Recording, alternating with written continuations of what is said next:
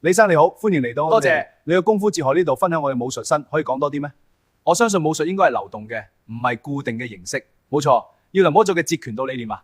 李小龍，你對功夫有咩睇法？功夫係勁度同埋速度嘅結合啊！我而家示範俾你睇下，睇我嘅直拳，再嚟個高踢，最後係旋風踢。多謝阿爺啊，真係勁！我相信冇人講過自己點創自己嘅功夫。我嘅截拳道係要擺脫傳統束縛嘅。點解係一流動嘅藝術？因為任何固定都會有限制嘅啊，咁先至係最高境界啊！我相信冇小龍講自己點創自己嘅功夫。功夫係冇門牌，功夫要快準要勁，唯快不破。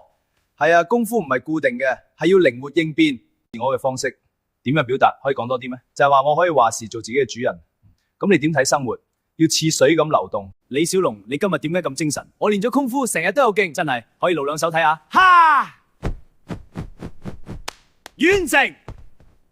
點睇？功夫係冇門牌，功夫要快要準要勁，唯快不破。冇門牌，因為冇話功夫係固定路，係要靠自己領悟，冇死板規。我創自己嘅功夫，係因為對傳統功夫嘅死板唔滿。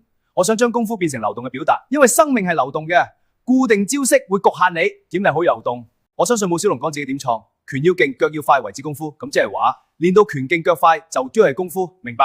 非常犀利，多謝。李小龍，你對功夫有咩睇法？我相信功夫係一種表達，唔單止係打鬥啊。